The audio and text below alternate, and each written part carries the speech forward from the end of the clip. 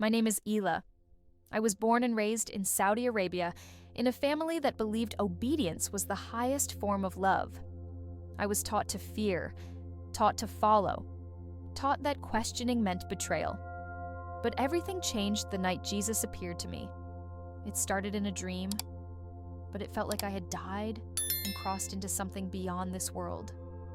What I saw, what I felt, and what he told me still shakes me to this day.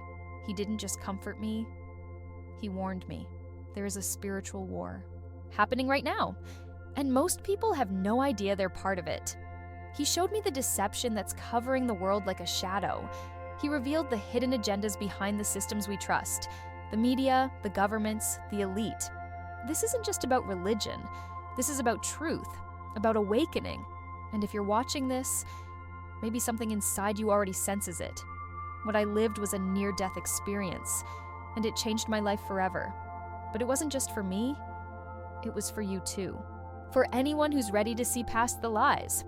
Before I continue, let me know, where are you watching from? And what time is it there right now? I want to see how far this truth can reach. And if you believe something bigger is happening, something the world is trying to keep hidden, subscribe now to the channel Truth from Beyond so you don't miss what Jesus is revealing next. Because what's coming is far greater than you think. I was born in the heart of Riyadh, where the call to prayer echoes through the air like a clock that never lets you forget who's in control. My father was a man of order and fear. He believed discipline was love and silence was obedience. By the age of 9, I had the Quran etched into my mind like scripture on stone. I could recite long passages in perfect Arabic, even if I didn't fully understand them. I wore my hijab every single day, not as a choice, but as a rule, like breathing. Outwardly, I was the perfect daughter in a religious home, but deep down, I was suffocating. I remember once looking at myself in the mirror, wondering if God even saw me behind all that ritual. There was a spiritual war already brewing inside of me, and I didn't even know it yet. My days were strict, my nights quieter than death. I wasn't allowed to ask too many questions, especially about faith. One time, I asked my mother why Allah felt so far away, even though we prayed 5 times a day. She slapped me, hard, not because she hated me, but because she was terrified. 2, fear held everything together in our home. Fear of hell, fear of shame, fear of being cast out. But I was already questioning the truth behind it all. Why would a loving God feel so cold? Why did I feel so unseen in a house that preached divine watchfulness? My soul ached with a strange emptiness I couldn't explain. Looking back now, I know it was the beginning of an awakening. Something in me was starting to resist the deception I had been taught as sacred. It wasn't just about religion. It was about control. The elite religious class in my region dictated every part of our lives. They told us how to dress, what to think, and who to hate. And if you disobeyed, you were cursed, disgraced, and forgotten. That kind of power doesn't come from God. It comes from men who build thrones on fear. I could feel that even as a child. There was a hidden agenda behind the sermons, behind the rules. I didn't have the words for it yet, but my spirit knew something was wrong. It was like standing in the middle of a desert storm, knowing the wind is unnatural, manufactured. I didn't have the freedom to explore that feeling. Not yet. One night, I was walking back from school, and I remember stopping to stare at the sky. The sunset was bleeding over the sand, and I felt this overwhelming sense of loneliness. I whispered, "God, if you're real, show me, please." That moment stuck with me because something stirred. Just for a second, I felt warmth, like someone heard me. Not Allah, not the voice from the mosque speakers, but someone else. I didn't understand it then, but now I know that was the first touch of Jesus on my life. Even before I saw him, even before the near-death experience, he was calling me. There's a reason they don't want us to ask questions. Because questions lead to truth. And the truth, it threatens the system. You see, when you grow up in a controlled environment like that, you're not supposed to dream, much less challenge authority. But I started dreaming things I couldn't explain. Visions, glimpses. I'd wake up shaken, sometimes in tears, feeling like someone was trying to reach me through the veil, through the lies. It was like someone outside the system was whispering through the cracks in my world, a voice that said, "Hold on." And I did. I held on to that flicker of something real, even while everything around me told me to bury it. I didn't know it yet, but my awakening had already begun. And soon, it would collide with something far bigger than me, something divine, something forbidden. It happened during Ramadan.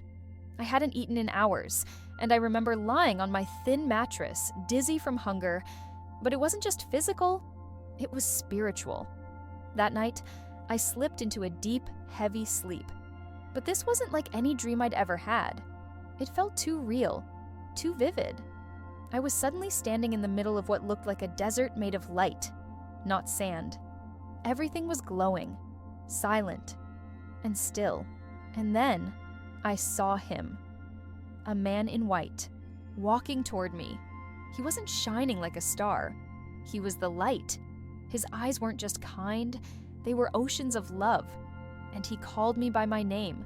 Not daughter, not believer, my actual name, Ela. He said, "I am the way, the truth, and the life." And in that moment, something inside me cracked open, like my soul had been holding its breath my entire life. Then he said the words that changed everything. "I died for you." And when he touched my shoulder, I felt this wave of warmth that made me fall to my knees. My whole body shook. My heart was burning, like it had just remembered what it was created for. But then the dream changed. Suddenly I was lifted up, and I could see the earth below me. But it wasn't peaceful. It was chaos. I saw cities on fire. I saw children crying under explosions. I saw world leaders smiling behind closed doors while people starved. I saw celebrities praising darkness disguised as light. Symbols, hidden, satanic, embedded in music videos, brands, political campaigns. And Jesus looked at me and said, "They deceive the world, but I will awaken those who are mine." That's when I realized this wasn't just a spiritual war. This was a battle hidden in plain sight, wrapped in politics, media, and religion. When I woke up, I couldn't breathe.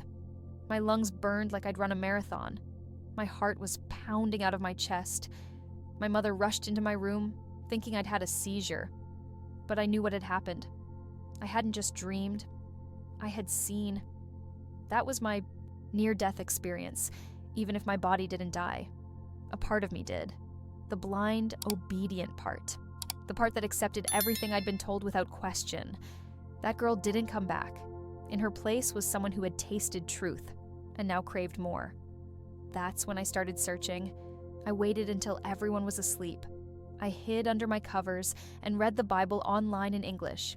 I searched for testimonies. I watched videos of people who had encountered Jesus. I wasn't just curious. I was hungry. And I finally felt something I never knew I needed. Love, pure, undeserved, real. But with truth came pain. A heavy kind. I started to realize that I couldn't stay who I was, and also followed Jesus. I knew my family would never accept it. My father, he lived for his reputation. My mother obeyed out of fear. And my brother, he was already suspicious of me. Still, I kept digging. And Jesus kept showing up. In dreams, in random verses, even in my thoughts. One night, I felt him say, "Not alone. Others are waking up just like you."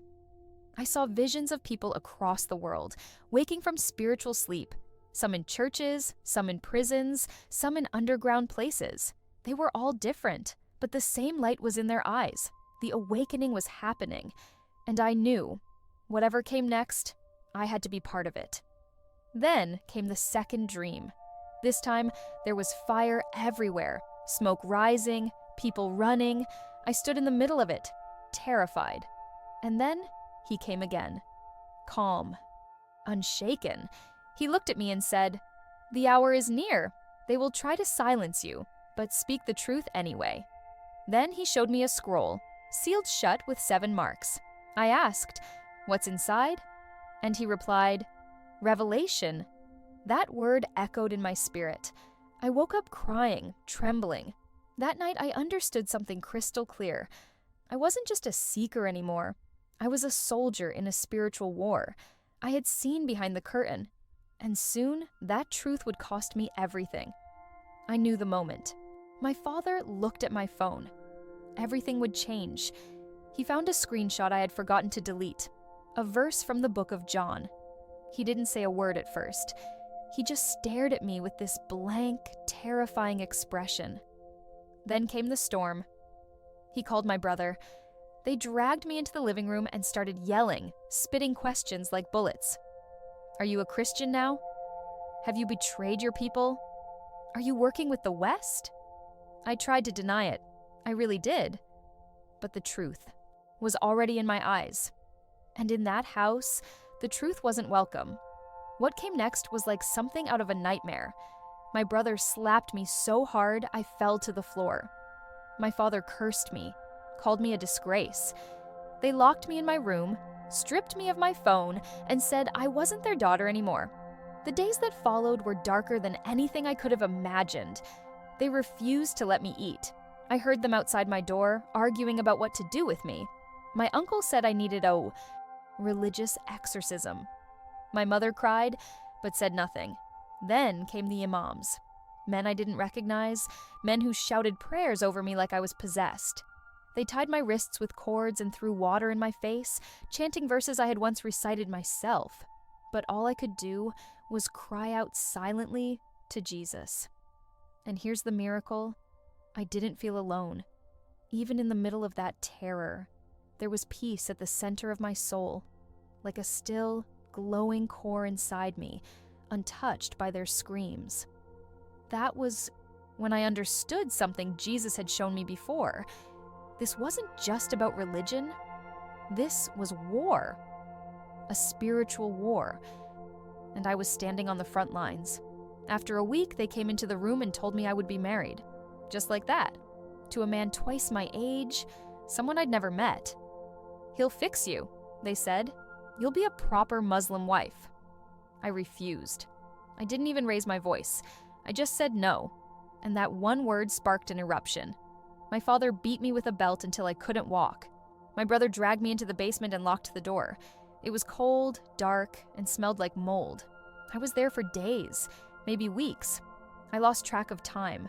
My body was bruised and broken, but my spirit, somehow, it stayed alive. Every night I'd whisper, "Jesus, don't leave me." And one night, as I lay on the cold floor, I saw him again. Not in a dream, in that room. His presence filled the darkness. No light bulb turned on, but I could see everything. He kneeled beside me and whispered, "You are not forgotten." I don't remember falling asleep, but I woke up with tears on my face and warmth in my chest. It made no sense. My world was falling apart. I had nothing. No freedom, no future. But inside, I had peace. That was the second near-death experience I had, because I wasn't just dying physically. I was being crushed by the very people who were supposed to love me. The system that raised me was turning me into a corpse, just for believing in love and truth. That's when I began to see clearly this wasn't about honor or family. It was about control, about a hidden agenda passed down through culture, disguised as faith. My persecution was proof of the awakening inside me. Jesus had shown me what the world couldn't accept, that love threatens power. And in a world ruled by fear and elite deception, love is the most dangerous thing you can believe in. But make no mistake, I was terrified. There were nights I begged Jesus to just take me, to let me die and escape the suffering. But he didn't. Instead, he sent comfort. In dreams, in a breeze that somehow reached the basement, in memories of his eyes. I began to realize something deeper. This wasn't punishment. It was refinement. The fire was real, but it wasn't meant to consume me. It was meant to purify me. I had been chosen to see the truth, and truth always demands a price. Still, I didn't know how I would escape. I didn't have a plan. I was just surviving, one whisper to Jesus at a time. Until one night, I heard footsteps that didn't belong to my father, a voice calling my name, softly. And that moment would change everything again. The voice I heard in the basement that night wasn't a hallucination. It was my cousin Zara.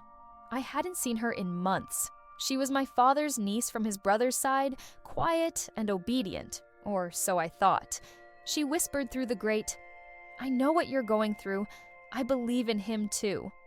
My whole body froze. I thought I was dreaming again, but it was real. Zara had secretly found Jesus 2 years before I did, and had been hiding it ever since. She had been waiting for the right moment to help me. That night, she risked everything. She unlocked the back entrance and led me through alleyways in the middle of the night. No goodbyes, no looking back.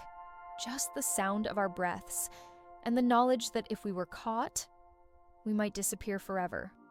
We found shelter with an Armenian Christian couple living in a small village near the border. They didn't ask questions. The woman hugged me like I was her own daughter. I hadn't felt human touch without violence in months. I wept in her arms like a child. They fed us, prayed over us, gave us clean clothes. It was the first time I was around other believers, people who had also left everything behind to follow Jesus. And the sense of peace. It felt like stepping into another dimension. Still, we knew it couldn't last. Word was spreading. My father had filed a police report. My photo was being shared among local mosques as a traitor to Islam. We had to move again, and again, and again. It felt like a real-life exodus. Wandering, waiting, surviving, but also awakening. There were nights I thought we'd be caught. Once I saw red and blue lights in the street below the house we were hiding in. I held my breath so long I thought I might pass out. The fear was real, but so was Jesus. Every time we were close to being found, something would happen. A neighbor would warn us, or a car would stall, or the police would be called somewhere else. We began calling it the cover of the Lamb. And yet, I wasn't invincible. The trauma was setting in. I stopped sleeping, I lost weight, I had panic attacks in silence. But I clung to scripture, printed pages I had folded into the hem of my clothes. My favorite line was from Revelation. They overcame by the blood of the Lamb and the word of their testimony. That was my weapon. The elite could chase me, the system could label me, but they couldn't touch what was inside me. Eventually, I was baptized in secret, in a bathtub in the back of a mechanic's garage, surrounded by oil cans and tears. When I rose from that water, I felt like my entire body had been rewired. I wasn't just hiding from the world, I was dead to it. The old Ela was gone, but survival wasn't easy. Zara and I slept in abandoned buildings, in basements of churches, once even in a tunnel beneath a train track. We were hunted, we were nameless, but we were not hopeless. I remember one night, after a close call with a government raid, I collapsed on the floor and cried out, "Jesus, is this still your will?" And he responded, not with a voice, but with a vision. I saw a great net cast over the world, and in it were souls, trapped by deception. And he said, "You are not just escaping, you are preparing for harvest." That changed everything. I realized my suffering wasn't meaningless. It was a path, a preparation, a revelation. Yes, we were in hiding, but we weren't invisible. To heaven, every pain, every betrayal, every step in the dark was part of a greater war, and we were part of it. The spiritual war was intensifying. Technology, media, politics, they were all being weaponized by the elite to suppress truth and feed deception. But people were waking up. Secret believers, underground churches, whistleblowers. We were rising like embers. I didn't know what would happen next. but I felt it in my bones. Something bigger was coming. I still had no legal status, no country to claim me, but I had Jesus. And somehow, that was enough, for now. Crossing the desert felt like dying with my eyes open. I remember the heat searing through my skin, the sand swallowing my footsteps, and the silence, heavy, ancient, almost sacred. Zara and I were smuggled out with the help of a former Syrian believer who had connections in underground Christian networks. We walked for hours, days maybe. Time was distorted out there. I hallucinated once, saw a figure in white far ahead of me. I thought I was losing my mind, but then he turned and I saw his face. Jesus. He didn't speak, but he held out his hand, and when I blinked, he was gone. That vision carried me through the worst of it. I reached the border barely conscious. That journey was a near-death experience in every sense. But when I collapsed at the feet of the aid workers, I knew I had survived. I had made it out, but freedom has a cost. They took me to a refugee center where I was interrogated, processed, and finally allowed to file for asylum in the United States. The waiting felt endless. I was just another number in a broken system, surrounded by others who had fled from war, from governments, from the same elite machine that chews up lives and calls it justice. But in that waiting, I met others like me, survivors of spiritual war. A young man from Iran who saw Jesus in prison, a woman from Egypt who left Islam after a dream. We shared stories, tears, scripture. That was the first time I realized this awakening wasn't isolated. It was global.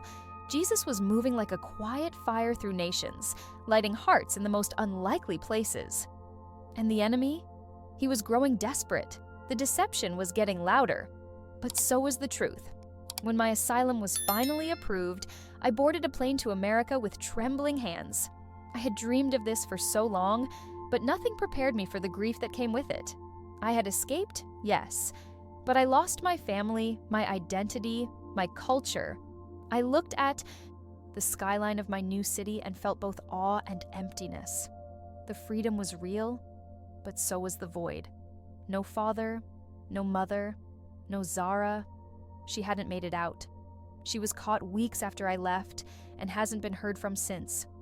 I carry that ache every single day. But even in that sorrow, Jesus has remained. I work now at a small Arabic-speaking church. I translate, I listen, I pray with women whose eyes tell stories they can't yet speak. And when I share my story, I see the flicker, the same flicker I once had. The beginning of Revelation. People ask me all the time, was it worth it? Losing everything to follow him? And I tell them, I didn't lose everything. I found the only thing that was real. When Jesus revealed himself to me, he tore the veil wide open. I saw through the lies, the control, the hidden agendas that dress up as tradition or patriotism or even religion. I saw the machine behind the curtain, the elite systems built to distract, divide, and destroy. But I also saw something greater, a kingdom not made by hands. I now live with scars, emotional, spiritual, even physical, but I wear them like armor, because every wound reminds me of what I escaped and who called me out. He is the only reason I'm still breathing, and he's not done. Not with me, not with this world. I believe more is coming. I see it in the news, the manufactured conflicts, the rising surveillance, the normalization of darkness. People are being lulled to sleep, thinking they're free while shackled by invisible chains. But there's still time. Jesus is still calling, and I know that my mission isn't finished. That's why I speak. That's why I share this testimony, even if it costs me again, because someone out there is waking up right now. Someone is on the edge of surrender, just like I was. And if you're listening, if something in your soul is stirring, it's not random. It's not emotion. It's a call. You were made for truth, and truth is knocking. Now that you've heard my story, I want to hear yours.